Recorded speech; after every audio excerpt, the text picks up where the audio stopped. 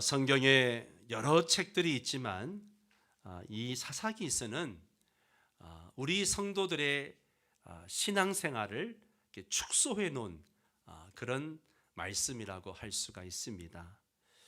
우리 성도들의 신앙생활의 모습이 고스란히 담겨 있는 책이 바로 사사기입니다. 우리가 신앙생활 하다 보면 언제나 믿음이 막 충천하고 늘 승승장구하는 그런 믿음은 아니잖아요. 그죠? 믿음 생활 하다 보면 어떤 때는 타락하기도 합니다. 타락했을 때 하나님이 징계를 하시기도 하고, 그러면 우리는 어떻게 합니까? 회개하고 하나님 앞에 회개하고 도움을 구하죠. 그러면 하나님이 구원하시고, 구원하심을 잊고 감사하게 신앙생활 또 잘하다가 또 어떻게 해요? 또 타락하게 되고, 그러면 또 하나님의 징계가 있고, 징계가 있으면 회개가 있고, 그리고 이런 생활이 반복되어지는 거죠. 사사기는 이런 이스라엘의 역사를 기록하고 있습니다. 하나님을 잘 믿다가 태평성대가 오면 타락하고 우상을 섬기고, 그러면 하나님이 징계하고, 징계하면 하나님 앞에 또 회개하고, 회개하면 하나님이 어떻게 해요? 그들을 구원해 주시고, 한마디로 타락과 구원이 반복해서 막 이루어집니다. 타락과 구원이 계속해서 반복되는 것을 봅니다. 오늘 읽은 사사기 1장은 이 사사기서를 푸는데 아주 중요한 핵심이 되는 장이라고 할 수 있습니다. 사사기의 타락, 징계, 회개, 구원의 역사, 이 네 가지 역사가 왜 반복되는지 그 원인을 말씀해 주고 있는 것이죠. 여러분, 사사기 1장에서 가장 많이 나오는, 반복해서 나오는 단어가 뭔지 아세요? 어떤 말이 가장 많이 나올까요? 사사기서에는 쫓아내지 못하매, 쫓아내지 못하였더라, 이 말씀이 계속해서 반복해서 나옵니다. 무려 8번이나 나옵니다. 1장 전반부에서는 승리가 나오지만 후반부에는 실패가 나옵니다. 19절에 하나님이 계셨음에도 불구하고 골짜기 주민들을 쫓아내지 못했습니다.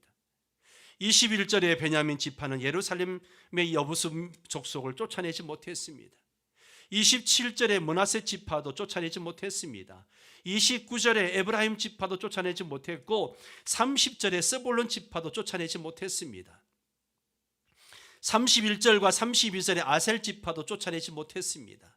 33절에 납달리 지파도 쫓아내지 못했습니다. 34절에 단 지파는 아모리 족속을 쫓아내지 못하는 정도가 아니라 오히려 산지로 쫓겨났습니다. 이스라엘 백성이 가나안 족속들을 쫓아내지 못한 결과 결국 실패하고 또 실패하게 됩니다. 여호수아 세대 사람들도 하나님의 백성이고, 사사시대 사람들도 하나님의 백성인데, 여호수아 시대 사람들은 승리하고 또 승리를 하는데 왜 사사시대 사람들은 실패하고 또 실패를 할까요? 이유가 뭘까요? 우리가 계속 승리할 수 있는 비결이 무엇일까요? 우리는 이 성경에서 계속 반복해 나오는 이 단어들을 보면서 그 이유를 우리가 알게 됩니다. 19절, 21절, 27절, 29절, 30절, 31절, 32절, 33절에 쫓아내지 못했다라는 표현이 나옵니다. 쫓아내지 못했다. 28절에만 쫓아내지 않았다라는 표현이 나와요. 28절에만. 그런데 히브리어 원어를 보면요, 또 그리고 다른 번역본을 보면 19절에만 쫓아내지 못했다라고 되어 있고, 나머지는 전부 다 쫓아내지 않았다라고 되어져 있습니다. 쫓아내지 못했다라는 것은 쫓아내고 싶은 의지가 있어도 쫓아낼 능력이 없었다는 거죠. 쫓아낼 힘이 없었다는 거예요. 이스라엘은 철병거가 없어서 철병거로 무장한 가나안 족속을 쫓아내지 못했다는 거죠. 28절과 35절에 나오는 대로 이스라엘이 강성한 후에야, 이스라엘이 힘을 키우고 난 다음에야 가나안 족속들을 노역으로 다스릴 수 있었다는 겁니다. 그리고 쫓아내지 않았다라고 하는 것은요, 쫓아낼 능력이 있는데도 쫓아낼 의지가 없었다라고 하는 것입니다. 쫓아낼 능력이 없었다는 것도 문제이지만 쫓아낼 의지가 없었다는 것은 더 큰 문제가 됩니다.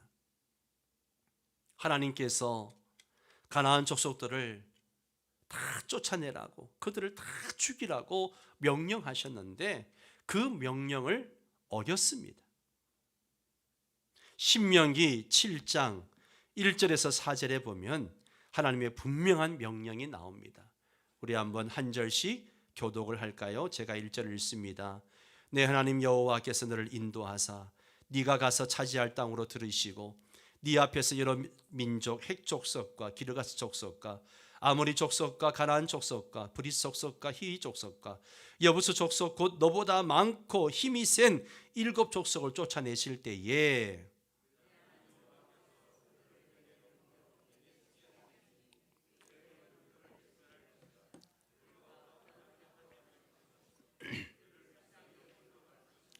또 그들과 혼인하지도 말지니 네 딸을 그들의 아들에게 주지 말 것이요 그들의 딸도 네 며느리로 삼지 말 것은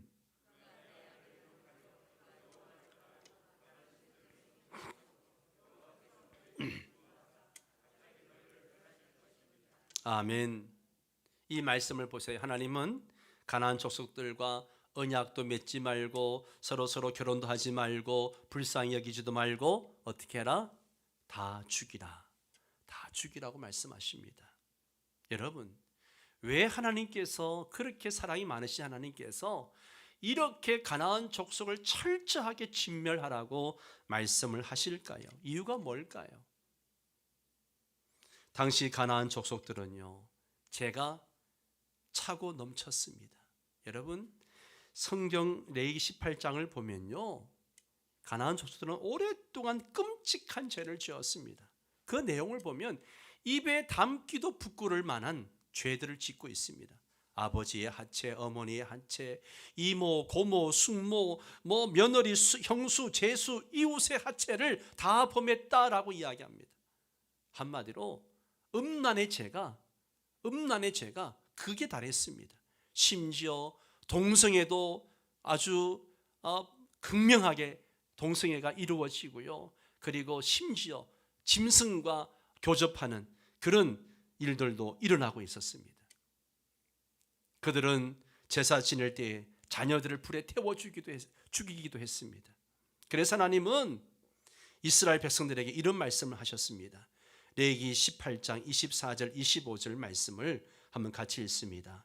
너희는 이 모든 일로 스스로 더럽히지 말라. 내가 너희 앞에서 쫓아내는 족속들이 이 모든 일로 말미암아 더러워졌고 그 땅도 더러워졌으므로 내가 그 악으로 말미암아 벌하고 그 땅도 스스로 그 주민을 토하여 내느니라. 아멘, 아멘.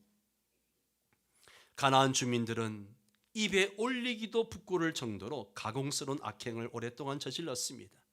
하나님은 죄악에 가득한 가나안 주민들을 심판하시기로 작정하시고 이스라엘을 심판의 도구로 사용하셔서 그들을 진멸하라고 하신 겁니다. 하나님은 물론 심판하시는 중에도 긍휼을 베푸십니다. 가나안 족속들 중에서도 기생 라합의 일가처럼 우상을 버리고 살아계신 하나님께로 돌아오면 하나님은 얼마든지 그들을 살려주시고 구원해 주셨습니다. 하나님은 가나안 주민들을 진멸하라고 하셨지만 이스라엘 백성들은 가나안 주민들을 진멸하기는커녕 그들을 쫓아내지도 않았습니다. 이스라엘 백성들이 하나님의 명령을 무시한 겁니다. 하나님의 백성이 하나님의 언약을 어긴 것입니다. 이스라엘 백성들이 왜 하나님의 언약을 어겼을까요? 분명히 진멸하고 다 죽이라고 했는데 왜 안 그랬을까요? 여러분, 가나안의 주신은 바알입니다. 바알이 어떤 신인가 하면 땅에 비를 주고 비옥하게 해주는 그런 신입니다. 그리고 바알의 부인은 아세라 신입니다. 가나안 사람들은 비를 주고 땅을 비옥하게 해주고 풍년을 주고 자녀를 많이 낳게 해주고 짐승 가축들도 새끼를 많이 낳게 해주는 이 바알과 아세라 신을 섬겼습니다. 그런데 이스라엘 백성들이 보니까 정말 가나안 족속들이 잘 먹고 잘 삽니다. 아주 농사를 지었는데도 풍년이 들고요, 가축들은 새끼를 얼마나 잘 낳는지 몰라요. 잘생기고 키도 크고 잘 삽니다. 여러분, 이게 여러분들의 갈등이지 않습니까? 세상 사람들은, 내가 아는 누구누구는 예수 안 믿고 불법을 행하는데도 잘 삽니다. 나는 양심에 걸려서 그러지 못하는데 그 사람은 아무 양심에 끄리낌도 없이 즐기며 재미있게 삽니다. 아파트를 샀다고 이야기하는데, 어느 땅을 샀다고 이야기하는데 막 3배, 4배, 어떤 데 막 10배씩 값이 올랐다고 이야기합니다. 청년들은, 교회 안 다니는 청년들이 더 능력 있어 보이고 더 잘생기고 더 예쁘고 더 멋있어 보이고 거기다가 아주 좋은 차 타고 다니고 잘 사는 것처럼 보입니다. 그래서 배우자를 선택할 때 갈등이 생깁니다. 지금 이스라엘 백성들이 그렇습니다. 저 사람들은 하나님도 섬기지 않는데 잘만 사는군. 우리는 하나님을 섬기는데 왜 이렇게 힘들게 살아야 하나? 이것이 이스라엘 백성들의 갈등이었습니다. 그러다가 이스라엘 백성들이 가나안 사람들을 쫓아내지 않고 그들이 잘 사는 거 보고 그들과 함께 어울려 살게 되었습니다. 이스라엘 백성들은 하나님을 섬기면서도 세상과 어울려 같이 죄를 지었습니다. 이것을 우리는 세속화라 이야기합니다. 세속화. 이것은 쫓아내지 못한 것의 결과입니다. 쫓아내지 못하면 내가 세속화가 되는 거예요. 이스라엘 백성들은 하나님을 버렸습니다. 하나님을 섬기던 백성이 하나님을 버렸습니다. 요즘식으로 이야기하면 하나님을 믿는다고 하면서도 교회 나가지 않습니다. 성경도 안 보고 기도도 안 합니다. 하나님을 버리고 그저 세상에 빠져 세상 재미에 빠져 삽니다. 가끔씩 몸은 교회 나와 있어도 마음은 세상에 가 있습니다. 찬송을 불러도 억지로 따라 부릅니다. 기도하라니까 그냥 아무 의미 없는 기도를 합니다. 하나님을 갈망하지도 하나님을 사랑하지도 않습니다. 뭐든지 그저 덤덤하기만 하죠. 이것은 무감각입니다. 하나님의 백성이 하나님에 대해서 무감각해진 결과가 무엇입니까? 그것은 바로 질서의 파괴였습니다. 인격과 도덕이 파괴되어졌습니다. 가정과 사회 질서가 파괴되어졌습니다. 그들은 더 신나게 더 잘 살고자 하나님을 버렸는데 결과는 무서운 혼란과 파괴였어요. 몸도 마음도 괴로웠습니다. 괴로움이 너무너무 심했습니다. 사사기 2장 15절을 보세요. 사사기서에서 아주 중요한 구절입니다. 같이 읽습니다. 그들이 어디로 가든지 여호와의 손이 그들에게 재앙을 내리시니 곧 여호와께서 말씀하신 것과 같고 여호와께서 그들에게 맹세하신 것과 같아서 그들의 괴로움이 심하였도다. 뭘 해도 안 되는 거예요. 뭘 해도 안 되는 거예요. 사람들에게 당하기만 했습니다. 영적, 도덕적, 경제적 재난을 당했습니다. 젖과 꿀이 흐르는 땅이 저주와 재난의 땅이 되었습니다. 쫓아내지 못한 결과, 하나님을 멀리하고 세상을 가까이 한 결과가 이렇습니다. 세속화의 결과는 파멸이라고 하는 것이죠. 남가주 대학교 달라스 윌라도 교수가 마음의 혁신이라는 책에서 이런 이야기했습니다. 요즘은 주택도 현대식으로 뜯어고치고 건물도 뜯어고치지만 우리가 정말 뜯어고쳐야 할 것은 우리의 마음이다. 생명의 근원이 마음에서 나기 때문이다 라고 했습니다. 여러분, 우리가 어떻게 하면 마음을 뜯어고칠 수 있을까요? 어떻게 하면 마음을 뜯어고칠 수 있을까요? 우리가 살고 있는 세상에는요, 수많은 정보가 떠다니고 있어요. 수많은 정보가 떠다니고 있습니다. 우리는 그것을 보고 듣고 읽고 만지고 맛보는 것을 통해서 그 많은 정보에 접촉을 합니다. 우리는 접촉하는 정보에 대해서 또 생각을 하죠. 이게 옳은가 그른가, 이게 좋은가 나쁜가, 이게 나에게 이로운가 해로운가, 덕이 될까 해가 될까, 이런 생각을 합니다. 이렇게 생각하는 것을 우린 추리라고 이야기합니다. 우리는 추리를 통해서 필요한 것을 내 것으로 받아들여 마음에 쌓아둡니다. 그렇게 쌓인 것을 우리는 뭐라고 이야기하느냐 하면 신념, 사상이라고 합니다. 자, 정보를 가지고 추리를 하고 그 추리가 나에게 이롭고 덕이 되면 내 마음에 쌓아둡니다. 그것이 나의 사상이 되고 생각이 되는 것이죠. 이게 하나의 공식이 되는 겁니다. 여러분, 우리는 똑같이 일주일 168시간을 갖고 삽니다. 잠자는 시간 대충 48시간을 빼면 120시간 가지고 수많은 정보에 접촉하면서 살아갑니다. 지금 코로나19로 전 세계가 고통을 당하고 있습니다. 하루에도 몇천 명씩 죽어나갑니다. 인도 같은 나라는 시체를 처리할 수 없어서 겐지스강에다 갖다 버릴 정도입니다. 그런데요, 이런 때를 악용해가지고 돈을 벌려는 사람들이 있습니다. 산소통 가격을 10배, 20배, 많게는요 100배 정도 더 돈을 부풀려서 팔고 돈을 챙깁니다. 가짜 백신을 만들어서 정부와 기업을 상대로 사기를 칩니다. 코로나 바이러스 초기 때는 마스크 사재기를 했습니다. 마스크를 쌓아놓고 값이 오를 때까지 기다렸다가 폭리를 취했습니다. 몇 억씩 폭리를 취한 사람도 있습니다. 남들은 죽어가도 상관이 없습니다. 돈만 벌면 되는 거예요. 손소독제를 사재기해서 폭리를 취했습니다. 어떻게 해서든 돈만 벌면 되는 겁니다. 사람들이 관심을 갖는 정보는요, 대부분 다 이런 것입니다. 세상 끊임없이 이런 가짜 정보를 사람들이 뿌려대고 있습니다. 나와 내 가족이 최고야. 다른 사람이 어찌 되든지 간에 나와 내 가족만 잘 살면 돼. 무조건 좋은 직장, 좋은 학교 다녀야 돼. 공부해서 남준아, 너 잘 되라고 공부하라는 거야. 아파트를 살려면 강남의 아파트를 사야 해. 돈이 있어야 해. 돈이 최고야.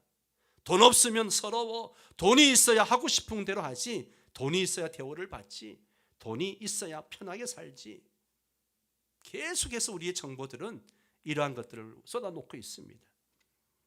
그런데요, 우리 신자들도 이렇게 세속의 정보를 추리를 통해서 내 것으로 입력을 합니다. 내 것으로 입력을 해요.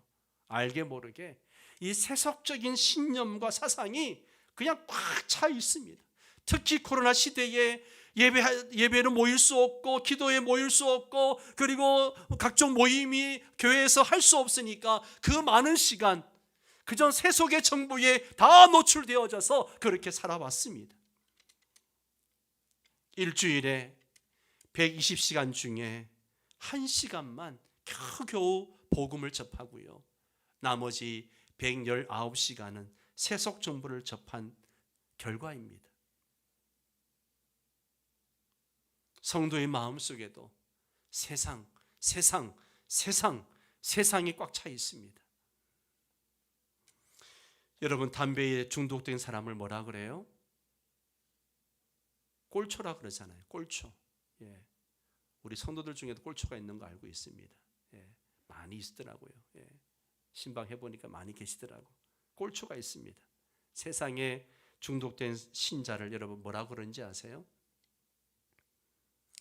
세속 속자를 써서 속초라고 이야기합니다. 예. 저 강원도 속초가 아니고요. 예. 담배를 끊는 것처럼 어떻게 세속을 끊을 수 있을까? 어떤 분이 담배 끊는 이야기를 하시더라고요. 그 이야기를 들으면서 참 대단하시다라고 생각했는데요. 담배를 줄이는 것이 아니라 아예 끊어버리셨다는 거죠. 담배를 끊을 때 마음에 작정을 하고 집안 구석구석에 있는 담배를 다 찾아냈답니다. 예.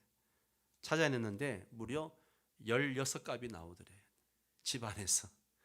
서랍 속에, 장롱 속에, 옷 속에, 또 철이 바뀐 그 옷 속에도 담배가 들어가 있고, 그것을 다 버리고 아예 담배를 입에 대지도 않았다고 합니다. 한동안은 너무 피우고 싶어서 견딜 수 없도록 고통스러웠답니다. 그럴 때는 여기 금연하려고 이 뒤에다가 붙여놓은 그 침을 꼭꼭 누르면서 의식을 깨우면서 참았다고 합니다.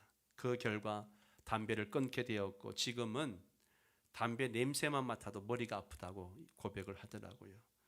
그분께 박수를 보냅니다. 끝까지 승리하십시오. 우리가 세속을 끊는 것도 마찬가지입니다. 세속을 끊는다는 것은 세상을 떠나서 기도원으로 올라가고 수도원에 들어가는 것이 아니에요. 우리 몸과 마음을 괴롭히는 고행을 하는 것도 아닙니다. 돌을 닦기 위해서 산속으로 들어가는 것도 아니에요.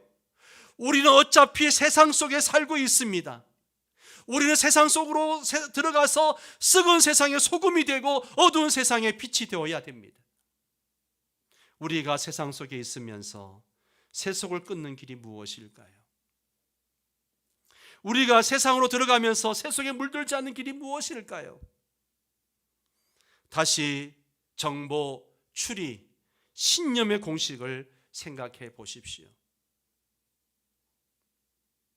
중국 윈난성에 사는 티베트 계통의 리수족 사람의 이야기인데요. 리수족은 중국에서 50만 명도 안 되는 아주 작은 소수민족입니다. 이 리수족 사람 한 사람이 하나님에 대해서 굉장히 알고 싶었습니다. 그럼 하나님을 알 수가 없는 거예요. 누가 가르쳐주는 사람이 있어야죠. 그래서 어느 산길을 걷다가 그 산길에 보니까 종이 한 장이 떨어져 있는 거예요. 보니까 세례교육책에서 찢겨져 나온 한 장의 종이었습니다. 그게 산속의 길을 가면서 이제 그 종이를 읽는 거죠. 보니까 하나님 한 분 외에 여러 신들이 있는가? 라는 질문이 있고, 그 질문 밑에 뭐라고 되어 있는가 하면 단 한 분의 하나님 외에는 없다라고 되어져 있습니다. 또 계속 읽어보니까 우리는 우상들을 숭배해야 되는가? 라는 질문을 하고 그 밑에 아니다 라고 해놓고 나머지는 찢겨져 나갔어요. 그 다음 이야기를 알 수가 없어요. 그는 그 짧은 몇 문장, 그 정보를 추리해서 그렇구나, 하나님 한 분 외에는 신이 없구나, 그리고 우상을 섬기면 안 되는구나, 그 정보를 자기 것으로 만들었습니다. 그리고 집에 돌아와서 리수족이 섬기는 귀신 단지가 있거든요. 그걸 다 부수었습니다. 부수고 났더니만 사랑하는 외동딸이 병들어 버렸어요. 그리고 동네 사람들이 귀신을 화나게 해서 이렇게 됐다고 난리가 난 겁니다. 그때 이 사람이 하나님이 계신다면 하나님께 기도할 수 있을 것이다 라고 생각을 하고, 하나님이 높은 산꼭대기에 있는 줄 알고 그 동네의 제일 높은 산으로 올라갔어요. 산꼭대기에 올라가가지고 하나님, 만일 하나님이 계신다면 내 딸을 고쳐주십시오라고 간절히 기도했습니다. 높은 산에서 기도하고 내려오는데 꽤 시간이 많이 걸렸습니다. 내려와 보니까 딸이 깨끗이 나아 있습니다. 그가 산꼭대기에서 기도할 때 하나님이 이미 그의 기도를 들어주신 거예요. 한 번도 교회를 나간 적이 없지만 그가 찢어진 종이 쪽지를 통해서 참된 하나님에 대한 정보를 입수하고 바른 생각으로 추리해서 자기 것으로 만든 결과 이렇게 하나님을 만나게 되고 놀라운 일이 일어난 것입니다. 태어날 때부터 팔다리가 없이 태어난 사람이 있죠. 누구예요? 닉 부이치치입니다. 여러분, 팔다리 없는 사람으로 태어났다고 생각해 보세요. 장애는 불편할 뿐 불가능은 없다라고 하면서 많은 사람들이 감동을 주었습니다. 그런데 닉이 학교를 다닐 때 학생들은요, 친구들은 닉을 놀렸습니다. 장애인이라고, 병신이라고 그렇게 놀렸습니다. 사탄은 놀리는 학생들을 통해서 너는 형편없어, 너는 살 자격도 없어, 너는 인간도 아니야, 이런 정보를 계속 집어넣어 줍니다. 너는 병신이야, 놀리는 학생들의 정보를 따라갈 때는요, 자살을 하고 싶었습니다. 그래서 8살 때, 10살 때 몇 번씩 자살 시도를 했습니다. 그러나 성령님은 부모님을 통해서 넌 하나님의 왕자야, 하나님은 널 위해서 놀라운 계획을 가지고 계셔 라는 성경의 정보를 집어넣어 주셨습니다. 사탄의 말은 거짓말이고 성령님의 말씀은 진리입니다. 진리를 알면 진리가 우리를 자유롭게 합니다. 진리가 닉을 자유로운 사람으로 만들었습니다. 닉은 전 세계 돌아다니면서 최고로 불행해 보이는 사람이 예수님 안에서 최고로 행복한 사람이라는 희망의 메시지를 전하게 되었습니다. 우리가 어떤 정보를 접하는가 하는 것이 너무너무 중요합니다. 일주일에 잠자는 시간 빼고 120여 시간 세상 정보만 접하면 세속화가 됩니다.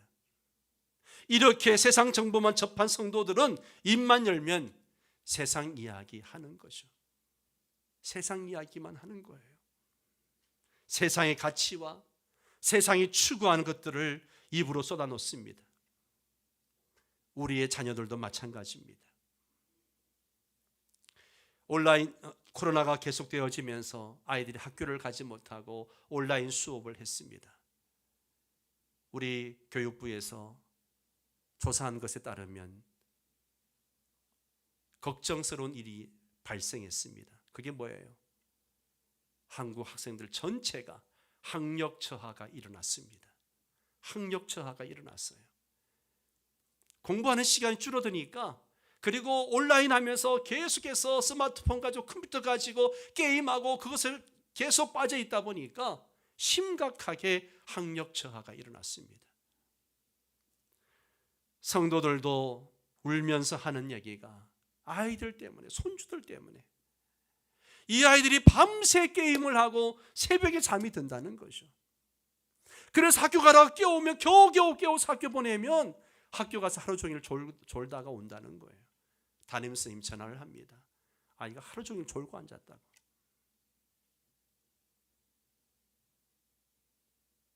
우리 자녀들도 마찬가지입니다. 세상의 정보만 잔뜩 집어넣어 줘 보세요. 그러면요, 세상의 가치를 따라가는 사람이 되는 거예요. 저는 우리 성도들 마찬가지라고 생각합니다. 코로나로 현장 예배를 못하고 기도 모임도 못하고 훈련도 못하고 각종 신앙생활을 할 수가 없다 보니까 어떤 현상이 일어나는가? 신앙 저하가 일어나고 있습니다. 믿음의 저하가 일어나고 있어요. 심각하게 이런 현상이 한국 교회 안에 일어나고 있습니다. 걱정이 되지 않을 수 없습니다. 한국 교회가 어떻게 될까? 너무 걱정스러울 때가 많습니다. 올 연말쯤 되면 대면 예배가 이루어지고 자유롭게 예배할 날이 되지 않을까 싶기도 한데요. 백신을 맞고 있으니까. 그랬을 때 과연 한국 교회가 다시 일어날 수 있을까? 이 걱정을 하는 것이죠. 성도 여러분, 여러분의 신앙을 한번 점검해 보세요. 신앙 저하가 일어나고 있지 않는가? 이전의 열심과 그런 기도가 있는가? 신방을 하면서 많은 분들이 그런 고백을 합니다. 기도문이 막혔습니다. 목사님, 기도를 못해서 기도를 안 해서 기도문이 막혔다는 분들이 많습니다. 그런 기도 제목 내놓은 성도들도 있어요.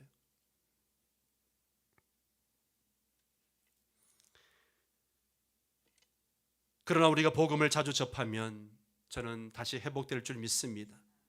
성경을 자주 읽고요, 설교를 자주 들어야 됩니다. 이제는 현장 예배에서, 온라인 예배에서 현장 예배로 바꾸셔야 됩니다. 매일매일 성경으로 큐티를 하고, 그리고 각종 제자 훈련과 각종 기도 모임에 참석해서 복음을 들어야 됩니다. 금요 기도에 나오셔서 복음을 접해야 됩니다. 그러면 복음화가 되는 거죠. 우리가 예수님을 제대로 믿기로 작정하고 예수님의 말씀을 듣고 예수님의 말씀이 우리 마음속에 거주하게만 하면 세속을 끊을 수 있습니다. 세속에 물들지 않을 수 있습니다. 예수님의 말씀이 우리 속에 거하면 무엇이든지 원하는 대로 구할 수 있고 구하는 대로 하나님이 다 이루어 주신다라고 말씀하고 있습니다. 요한복음 17장 7절 말씀을 함께 읽습니다. 너희가 내 안에 거하고 내 말이 너희 안에 거하면 무엇이든지 원하는 대로 구하라. 그리하면 이루리라. 아멘, 아멘, 아멘. 내 삶의 영역에서 세상의 것들을 쫓아내지 못하면 내가 세속화가 됩니다. 내가 세속화가 되는 거예요. 세속하냐 복음하냐, 무질서와 파괴냐 생명과 질서의 예수 그리스도냐. 우리는 세상 정보를 입력해서 세속화할 것이냐, 성경의 정보를 입력해서 복음화할 것이냐, 항상 선택의 기로에 서 있습니다. 세상은 돈과 쾌락과 만족을 다 줄 것 같지만 세상을 따라가면 사사시대처럼 세속화와 파멸의 길로 갑니다. 그러나 성경의 정보를 입력해서 예수님과 동행하면 여호수아 시대처럼 복음화와 생명의 길로 갑니다. 사사시대처럼 쫓아내지 못하면, 하나님을 버리고 세상을 따라가면 결국은 하나님의 징계를 받을 수밖에 없습니다. 그러나 여호수아 시대처럼 하나님을 모시고 하나님과 동행하면 하나님의 복을 누리게 됩니다. 예수님을 사모하고 사랑하고 예수님과 동행하는 복음화에 생명과 승리의 행복이 있습니다. 요한일서 2장 15절 말씀을 우리 함께 읽을까요? 이 세상이나 세상에 있는 것들을 사랑하지 말라. 누구든지 세상을 사랑하면 아버지의 사랑이 그 안에 있지 아니하니. 아멘. 우리의 마음은 하나님을 사랑하지 않으면요, 자연스럽게 세상을 사랑하게 되어져 있습니다. 중간은 없습니다. 중간은 없어요. 내가 쫓아내지 못하면 내가 먹히게 되어져 있습니다. 내가 세상을 사랑하면 세속화가 됩니다. 그러나 하나님을 사랑하면 내 안에 복음화가 이루어지고, 복음화가 이루어지면 나는 하나님 말씀대로 살면서 세상을 이길 수 있습니다. 여러분, 적당히 타협하며 살려고 하지 마시기 바랍니다. 우리는 세상에 살지만 구별되어져야 합니다. 이스라엘 백성들은 가나안 백성들을 쫓아내지 않고 그들과 적당히 어울려 살려고 하다가 결국은 타락하고 하나님의 징계를 받았습니다. 쫓아내지 못함에 그 결과는 너무나 끔찍했습니다. 여러분, 쫓아내지 못하였더라가 아니라 쫓아내고 여호와를 경외하며 살았더라. 이게 우리의 고백이 될 수 있게 되기를 주의 이름으로 축원합니다. 다 함께 일어나셔서 함께 찬양하고 기도하도록 하겠습니다.